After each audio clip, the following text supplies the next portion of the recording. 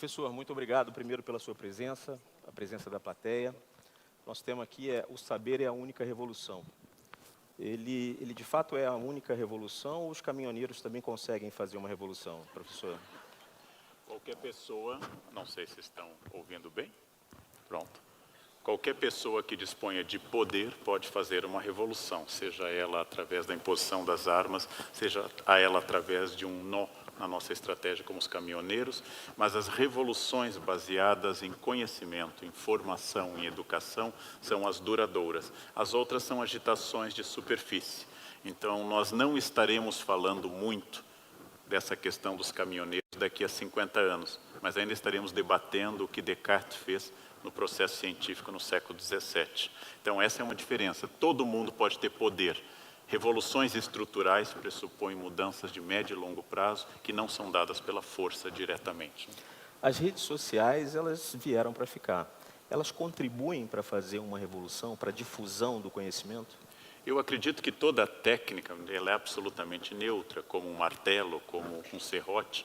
A internet e as redes sociais são neutras em si, mas podem ser usadas e podem atrapalhar o processo da educação. O que eu acho especificamente como profissional de educação, como professor há 37 anos, é que a escola está perdendo um pouco essa mudança, que é o surgimento de um HD externo, de uma memória externa a nós, que é o celular. A escola ainda tem muita ênfase em identificar, descrever, simplesmente rememorar dados. A escola ainda não conseguiu trabalhar de forma sistemática para ser vanguarda em um processo onde os dados, a informação estão disponíveis, mas a formação continua problemática. A formação continua árdua, precisa de sistema e de processo. A escola ainda tem muito a avançar, e é uma luta que todos nós professores devemos fazer, rumo à incorporação de um novo padrão de conhecimento, que não pressupõe mais a repetição, a rememoração, aquilo que quem aqui é professor sabe, faz parte da chamada taxonomia de Bloom, ou seja, os patamares iniciais do processo avaliativo.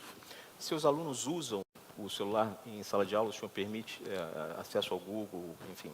Hoje, não permitir celular é como pedir que eles não respirem durante a aula, né?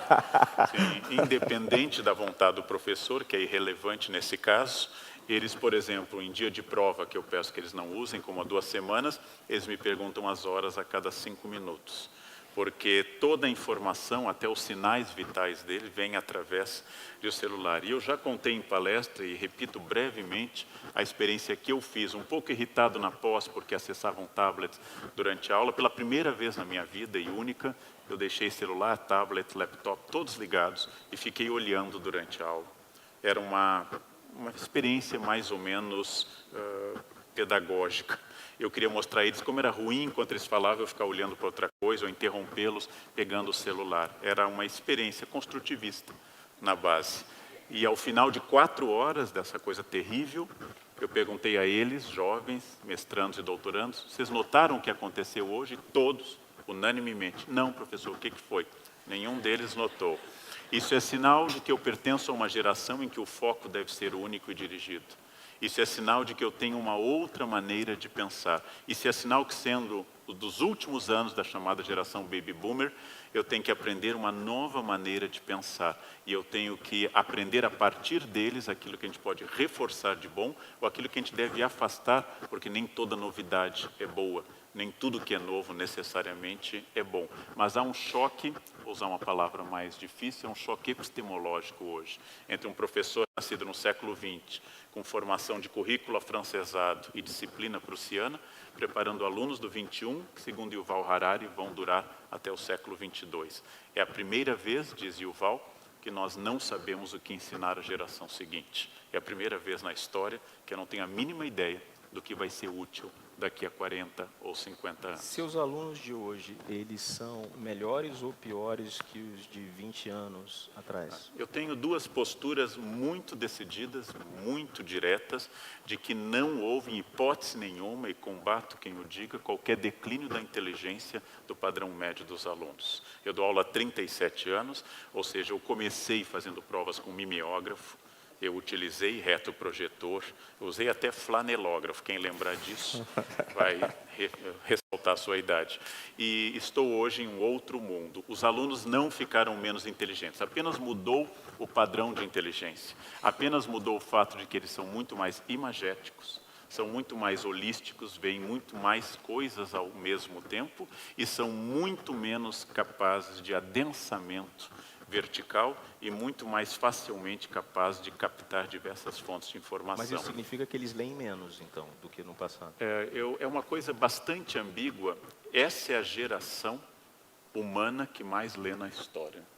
O meu aluno de 18 anos, início da graduação, o meu doutorando de 28, 29, ele lê o dia inteiro, mas ele lê no celular. Ele lê uma língua semita, que é sem vogais, a língua do celular, misturada com uma tradição hieroglífica, com desenhos e símbolos. Mas ele lê o dia inteiro, gente.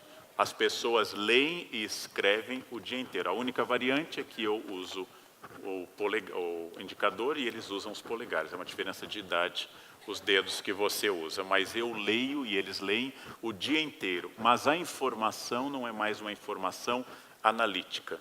Então, isto não atinge apenas os alunos. Como eu acabei de escrever no Estadão, eu tenho uma experiência que certamente você, como jornalista profissional, tem mais. Se eu analiso as ditaduras e uso os 2 primeiros parágrafos para falar que sou contra toda a ditadura e começo citando as de direita, Stroessner, Pinochet, Médici, Geisel, e a partir do 3º parágrafo falo das de esquerda, então falo de Mao, falo de Stalin, falo de outros ditadores, imediatamente já vem a resposta. Seu Comuna não falou de esquerda. Qualquer informação a partir do 3º parágrafo é problemática. Agora eu aprendi, o nariz de cera tem que ser... Condeno todas as ditaduras, inclusive de esquerda. Aí começo a desenvolver. Porque senão, o 3º parágrafo para mim é o divisor de águas da leitura de um texto hoje em jornal e revista e internet. De que forma é possível estimulá-los a ler mais, a ler os clássicos, por exemplo? Bom, é um processo que eu estou muito empenhado com alunos, com pessoas para quem eu trabalho, capacitação de professores, é demonstrar que é preciso restaurar o que havia de bom na leitura sistemática e árdua do passado. Quando eu enfrento um clássico, quando eu enfrento Don Quixote, de 1605, de Cervantes, quando eu enfrento qualquer texto clássico, como Shakespeare, quem eu sou um admirador e estudioso há anos, eu tenho que saber que ele não é um best-seller, ele não é um livro que queira me seduzir, ele não é um livro que diga desde o início, eu quero que você chegue ao parágrafo seguinte. Ele não usa um recurso muito válido que Dan Brown usa no Código da Vinci. A última frase do capítulo é uma pergunta que será resolvida no 1º parágrafo do capítulo seguinte. Todo autor contemporâneo de best-seller, e não há nenhuma crítica a isso, é um outro campo, ele tenta seduzi-lo para que você compre o outro livro e chegue ao final e recomende nas redes sociais. Um clássico diz, eu existo, se você me entender tudo bem, se você não entender morra, eu continuo existindo. Quando você for pó, eu ainda serei importante. Essa é a minha posição, você vai ter que me decifrar ou o tempo vai te devorar. Então o clássico não é simpático, o clássico não procura me seduzir. Eu é que tenho que fazer uma leitura lenta e árdua. Quando eu consigo demonstrar o prazer que eu tenho lendo a Divina Comédia, quando eu consigo contar aos meus alunos em cultura moderna o prazer que é ler Don Quixote ou qualquer outro clássico, a minha experiência é que a maioria descobre, porque ninguém tinha mostrado isso para eles até aquele momento. Mas é um trabalho árduo e a condição é você, professor, também ser um leitor. Essa é a condição essencial. Por onde começar assim? Qual seria o início de uma boa leitura para esse aluno mais acostumado com os hieroglifos e com mensagens só com vogais, sem vogais? É preciso saber que meu aluno é sempre o meu ponto de partida. Então, se meu aluno não lê muito, esse é o meu ponto de partida. Agora sou eu que determino a possibilidade do ponto de chegada. Eu sei de onde eu parti, eu tenho que ter muito trabalho para saber aonde eu quero e para onde eu quero ir chegar. Então, nesse caso, se o meu aluno lê pouco, eu vou pegar, por exemplo, eu posso pegar pequenos haikais, poesias cheias de significado, muito curtas. Posso pegar contos muito curtos. Dali eu posso fazer a experiência de um conto maior. Por exemplo, A Igreja do Diabo, Missa do Galo, de Machado de Assis, ou O Alienista, que é uma obra-prima da nossa língua. Dali eu posso chegar a romances mais contemporâneos, contos talvez contemporâneos como Rubem Fonseca, e consigo ir aumentando. Lembrando sempre a frase do Dr. Hahnemann, um dos criadores da homeopatia: a diferença entre remédio e veneno é a dose. Então, eu preciso saber que se eu der muito para alguém com pouca interesse ou pouca capacidade, essa pessoa vai reagir. Eu tenho que saber gradação. Isso funciona como uma academia de musculação. Não se coloca um supino de 100 quilos para quem está no primeiro dia.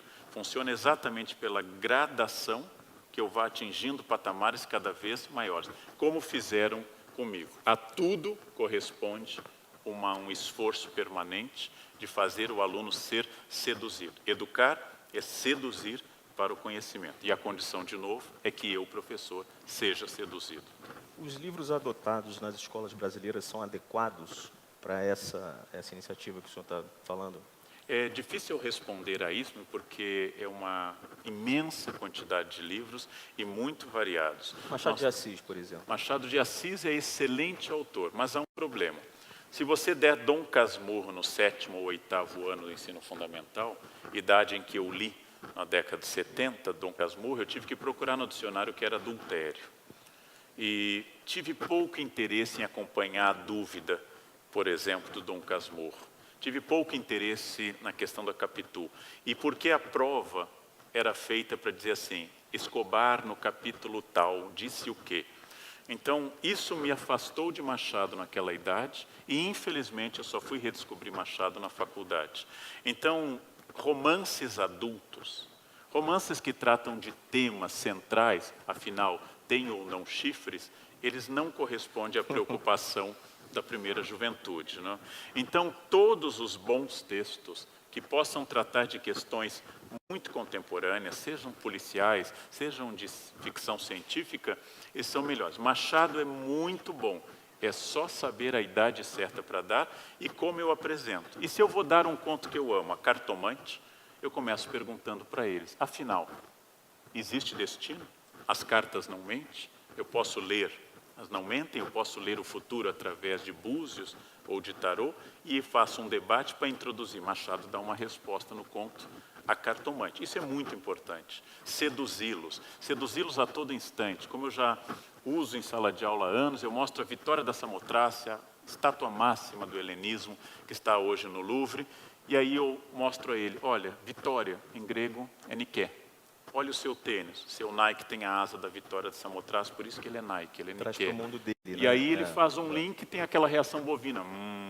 E pela primeira vez, meu aluno é seduzido pelo helenismo, que é diferente eu dizer: essa é a Vitória da Samotrácia, mostra o realismo, a crescente dramaticidade e o pessimismo dominante a partir da conquista de Alexandre Magno dos reinos do Oriente. É diferente você fazer isso. Eu tenho que saber, e essa é a função de um professor, eu tenho que saber como aproximar alguém do conhecimento, e não apenas do conhecimento. Quem cuida apenas do conhecimento é um intelectual, que tem muita função e é muito importante. Quem cuida da transmissão desse conhecimento é um professor. Professor é intelectual, não? Nem sempre intelectual é professor. Pelo contrário, dar aula é um desafio e exige uma capacidade muito maior no ensino fundamental. Posso dizer isso com toda tranquilidade. Quem dá aula para um 6º ano, eu repito sempre, pode fazer qualquer coisa, a qualquer instante, com qualquer pessoa. Dar aula no doutorado de uma excelente universidade como a minha querida Unicamp não exige o mesmo esforço. Exige uma elaboração mental. Mas só para me exibir para quem está no ensino fundamental, eu dou aula 4 horas, sentado na pós-graduação, e eles adoram e acham dinâmica a aula, né? Você sabe que no 6º ano você senta, eles levantam, o efeito gangorra e assim por diante. Você sabe que fazer uma chamada em novembro, numa sexta-feira, é um desafio enorme. Depois da aula de educação física, é um desafio enorme. Então são essas questões que tem que saber. Conhecimento é algo, ser professor não é apenas conhecer, mas saber transmitir. Isso envolve, inclusive, capacidade de atuação, capacidade teatral e psicologia também. As escolas brasileiras de hoje, Obrigado. elas estimulam a busca pelo conhecimento? De novo, a sua questão é fundamental, mas só que ela é ampla. As escolas brasileiras têm escolas superlotadas à noite ou durante o dia, com falta de professores na grade, com péssimas condições. O grande problema que um professor médio do ensino público enfrenta hoje não é o desafio pedagógico, mas é não ter água na escola, não ter giz e às vezes não ter papel higiênico no banheiro. Às vezes não, quase nunca tem papel higiênico no banheiro. Então, ele nem consegue chegar aos desafios educacionais. Há escolas mais, tanto na rede pública quanto privada, há escolas mais ligadas em um projeto mais transformador. O Brasil tem inúmeras escolas, inúmeros projetos, inúmeros processos de educação. Então, é difícil responder a isso. Mas, o senhor poderia citar um assim positivo, serviço de modelo, de exemplo? Bom, aí é difícil responder, porque eu vou usar muito do espelho. Eu acho que nós temos hoje em São Paulo escolas que têm bom desempenho no Enem, que são públicas. Algumas, inclusive, que têm excelente desempenho no Enem, que são do Piauí, onde você imagina que o estado mais rico do país, que é exatamente o Brasil, vai ter as melhores escolas. O Enem demonstra que, às vezes, um colégio de Teresina tem um projeto mais sistemático. As escolas privadas, naturalmente, têm mais condições materiais, mas elas têm um desafio, é o aluno cliente, é o aluno pagante, é o aluno que não pode ser contrariado porque ele é pagante. Você, professor, está na folha de despesa e ele está na folha de receita. Isso é um peso pedagógico muito importante na hora de decidir. Os desafios são muito grandes, e ao contrário do que reza a lenda popular, a diferença média entre o aluno de escola privada e pública não é muito grande. Se nós pegarmos o todo, porque nós estamos pensando em escolas de ponta aqui em São Paulo, São Luís, Santa Cruz, Santo Américo, nós estamos pegando escolas de ponta. Mas se você considerar a rede particular em si, muitas escolas são apenas empresas para dar lucro àqueles que as organizaram. E aí o resultado é ruim quase sempre. Eu vou mudar um pouquinho aqui de ângulo. Assim, acumular conhecimento, professor, traz felicidade? O homem mais sábio é mais feliz? Não, pelo contrário, eu acho que o acúmulo de muito conhecimento ou muita formação, às vezes, amplia as perguntas. Eu não concordo que a ignorância seja uma bênção, como diz um ditado americano muito antigo. Mas basta vocês irem a qualquer reunião de departamento na USP, na Unicamp, para vocês verem que nós não reunimos o escol da felicidade, não reunimos as pessoas muitos excelentes profissionais, muito eruditos, excelentes professores, mas nem sempre a vida acadêmica é a vida essencialmente da felicidade. O que faz você se tornar feliz não é o acúmulo de conhecimento, mas é a utilidade, a organicidade, a estruturação do seu mundo a partir desse conhecimento. Então, não importa saber que Shakespeare nasceu em 1564, morreu em 1616, dia 23 de abril o nascimento e dia 23 de abril a morte. Não importa saber que ele tinha um filho chamado Hamlet que faleceu quando ele estava estreando a sua peça Hamlet. Não importa saber que seu pai fazia luvas, mas importa que ao ler o Hamlet, quando eu tenho que responder às questões do Hamlet, que isso transforme a minha vida. O único conhecimento que eu acredito não tem a ver com a erudição, com a memória, ou com aquela formação bacharelística que no Brasil a gente chamava típica de Rui Barbosa, capacidade vocabular, capacidade de construir orações subordinadas, intensamente longas. Isso não é conhecimento, isso é erudição. Erudição é um treinamento, pode ser dado a qualquer pessoa. Qualquer pessoa pode ser treinada para ser erudita. Poucas pessoas podem ser aproveitadoras da inteligência e da capacidade de produzir a partir desse conhecimento. Existe alguma fórmula, então, para ser mais sábio ou saber mais? Existe. A primeira questão são bons formadores que despertem a única coisa que um aluno precisa ter, que se chama curiosidade. Curiosidade, desde a filosofia grega, espanto diante do mundo, vontade de saber mais, fazer a pergunta, diante de crianças, encher um copo de gelo, colocá-lo com água até a borda e perguntar por que o gelo derrete e o copo não transborda? Por que eu solto uma bola pesada de metal e uma leve de madeira e as duas chegam ao solo ao mesmo tempo, desprezando o atrito do ar? Então, como é que eu consigo despertar nesse aluno esse interesse, né? Como é que eu consigo mostrar a ele, um pouco de escola de Tales e de Pitágoras, que o mundo é feito de matemática?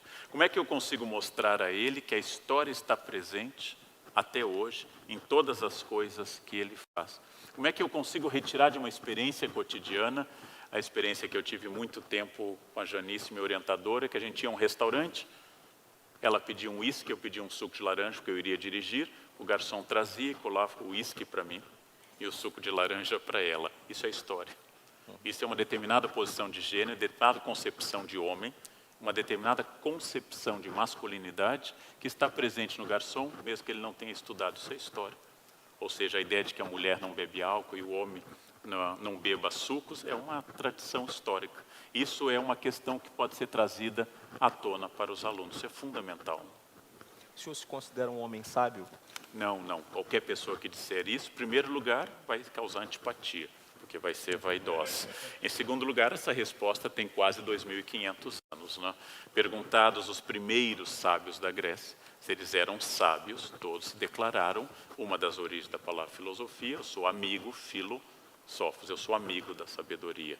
Então eu sou perfectível, um neologismo que é posterior a Rousseau, mas que é aplicado a Aristóteles. Eu sou perfectível, eu não sou perfeito. A todo instante eu descubro algo. E a todo instante, especialmente no campo da sabedoria, e não exatamente no campo do conhecimento formal, eu sou surpreendido como eu ainda tenho trabalho a fazer e muito, muito ainda a trilhar. Eu diria que hoje, aos 55, eu devo saber a metade, talvez, do que eu supunha quando aos 19 eu me formei na minha primeira graduação. Então, acho que aos 70, se eu lá chegar, eu saberei um pouco mais do que eu supunha saber quando eu tinha 55. Conhecimento, gente, sempre, sem exceção, conhecimento é horizonte. Você chega lá e ele avança um pouco mais. Eu sei mais do que algumas pessoas. Eu sei muito menos do que outras pessoas. E é fascinante, né? Porque dá tarefa para a vida inteira. Mas o senhor trilhou um pedaço importante do caminho. Que livros foram fundamentais para despertar essa busca pelo conhecimento? Eu tive o privilégio de ter, além de um pai muito voltado à cultura, como advogado, professor de latim e político, a biblioteca do meu pai foi meu primeiro campo de lazer. Meu pai foi meu primeiro professor de latim, de francês e de inglês. Eu tive o privilégio desse amparo. Outras pessoas melhores que o meu pai, ou do que eu certamente, como Machado de Assis, não tiveram isso. E foram ainda mais longe no talento e na capacidade de produção. Mas eu tive um start positivo. Então, desde muito cedo, eu li os livros que estavam na biblioteca. Curiosamente, me encantei com a obra do Eça de Queiroz, mesmo sendo muito católico. Adorei ler em ordem Eça de Queiroz, todos os volumes, inclusive correspondência. Curiosamente, me encantei muito cedo com o teatro e descobri Shakespeare ainda no ensino fundamental, através de uma versão simplificada, e nunca mais larguei. Foi uma paixão permanente, uma leitura quase diária. E como diz o Bloom, especialista em Shakespeare, a cada 6 meses a gente tem que reler o Hamlet para manter a sanidade. Não? Toda vez que eu vejo um bloqueio de caminhões, eu penso no Hamlet. Eu preciso do Hamlet para isso. E, finalmente, os autores clássicos de história já na faculdade, Políbio, Heródoto, Tito Livio, depois grandes pensadores, Agostinho, por exemplo, e fizeram muito parte da minha formação, Bíblia inclusive, desde livros poéticos como Jó, até livros históricos como Atos dos Apóstolos. Ou seja, tudo isso foi sendo muito, muito importante para eu construir uma visão de mundo via textos. E isto aconteceu e continua acontecendo até hoje. Eu não consigo viajar, eu não consigo ir para algum lugar, não consigo fazer férias sem que eu seja acompanhado de um texto. A solidão que a falta de um texto me provoca faz com que até no banheiro eu leia embalagem de produtos no banheiro, caso eu não tenha levado nada. Antigamente eu diria embalagem de shampoo, mas hoje embalagem de qualquer produto que eu encontre no banheiro, né? Porque é muito solitário a velhice de quem não lê. É muito solitária a vida de quem não lê, porque é obrigado a buscar só nos outros ou em si uma informação que pode estar melhor, mais organizada e de melhor qualidade nos textos.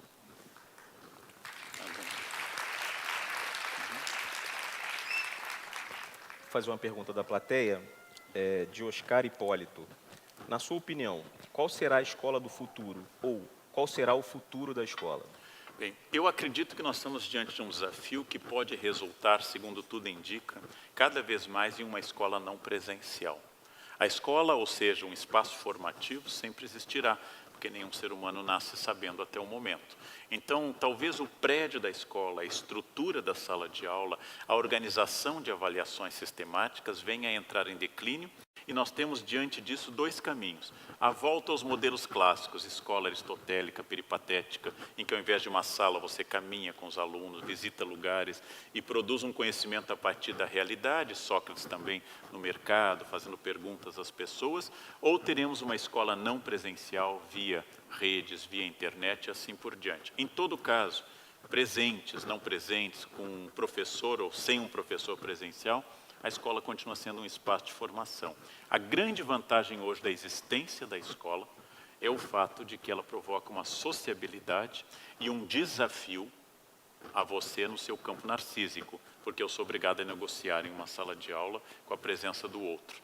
Então, os pais que entram em uma tendência muito forte nos Estados Unidos, prevista na lei já no Brasil, que é a educação em casa, a educação assistida pelo ensino oficial, mas feita em casa, querem evitar o excesso de violência das ruas ou querem evitar desafios às suas crenças, porém, o aluno aprende mais se houver um pai competente para isso, mas ele sofrerá menor sociabilidade. A escola é um grande desafio de sociabilidade. Então, sempre haverá futuro para o aprendizado. Como ele vai funcionar? Eu quero sempre ressaltar que ler é bom. Pode ser no papel, pode ser na tela, pode ser onde for, ler é bom. O suporte, papiro, pergaminho, cerâmica, tela, é irrelevante. Ler é bom. Então não tem nenhum problema em ler no computador, não tem nenhum problema em ler no papel. Eu só prefiro ler no papel porque eu envelheci. É só uma diferença de idade, é como eu estou acostumado, simplesmente isso. Mas você pode aprender de outras formas. Como será a escola do futuro? Creio.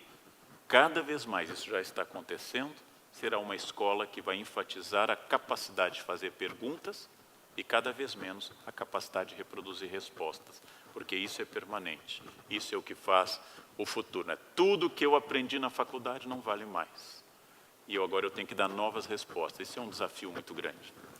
Tem uma pergunta aqui de Renata de Pierro, ela na verdade faz primeiro uma citação ao que você falou aqui, que o senhor falou aqui, não se sabe o que ensinar para a próxima geração. Aí ela pergunta, ante esta realidade, quais as ferramentas básicas e perenes da educação que possam ser mantidas, preservadas? Bom, a primeira, eu diria, usando de novo a palavra epistemológica, ou seja, a capacidade de validar e de ter acesso ao conhecimento, a primeira grande questão é ensinar pessoas a perguntar, a serem curiosas e a duvidar. A escola não pode mais ser, nunca pôde, mas não deveria ser agora, dogmática. Ele tem que ser ensinado a duvidar e não apenas a expressar doxa. Doxa, estrutura grega para dizer opinião. Uma opinião certa, ortodoxa, uma opinião errada, heterodoxa. Mas não apenas a sua opinião, mas o seu argumento baseado em uma elaboração de fatos e de reflexões. Quando o aluno for estimulado a emitir opinião a partir de um argumento, e não a simples doxa a partir de uma convicção, nós já demos um passo. É aquilo que a escola e toda a internet precisam aprender. Eu ter uma opinião não torna isso válido. Eu ter uma opinião não valida essa opinião. Minha opinião só tem validade para mim, a não ser que eu expresse a sua fundamentação. Então, o primeiro passo é esse. Segundo passo é dar muito pouca atenção à memória e muita atenção à reflexão. Terceiro passo é ensinar a ler a realidade. Ensinar o que o aluno está vendo para que ele tenha mecanismos de decodificar essa realidade, seja ela qual for. E, por fim, ensinar claramente, independente dos sistemas de controle, democráticos ou ditatoriais, porque a democracia também controla bastante, que ele continue fazendo a sua opinião através da reflexão e não da influência midiática, e não da opinião da maioria, e não apenas do fluxo de notícias da rede. No futuro, mais do que saber, vai ser importante determinar o que é uma fake news e o que é a verdade, cada vez mais. Nosso tempo está acabando, mas tem espaço para mais uma pergunta. As pessoas que hoje discutem política na internet, elas de fato estão debatendo ideias, tentando trocar conhecimento? A minha opinião, que eu expressei em texto no domingo passado, é que o debate de política esconde outras questões, como um casal que discute a tampa do vaso, mas não está discutindo isso. Está discutindo, eu não te aguento mais, nosso casamento chegou ao final, eu estou te odiando, mas a tampa do vaso é só o assassinato do arquiduque Francisco Ferdinando, é só o casus belli daquele momento. Eu não sei o que as pessoas discutem, mas não é política. Elas estão discutindo algum ponto de vista, reflexo do seu medo ou do seu conhecimento. Mas nós estamos fazendo uma psicanálise nacional, utilizando a polarização, petralhas e coxinhas, mas não é política. Por que tanto ódio, professor? É porque existe muita irresolução pessoal e muito pouco conhecimento, e existe uma fascinação de que nós possamos expressar a opinião. Essa ideia de que eu penso assim, sem nenhum fundamento, é fruto de um incentivo que a própria internet dá, e grande parte da educação contemporânea, é que é importante que eu me expresse. É importante que eu me expresse a partir da reflexão e de um exame ponderado das questões. A minha expressão é fundamental, mas ela não existe ou não é validada só porque eu quero superar o narciso e apostar no debate crítico e no estudo. Isso está faltando para a escola e para a internet, para nós também.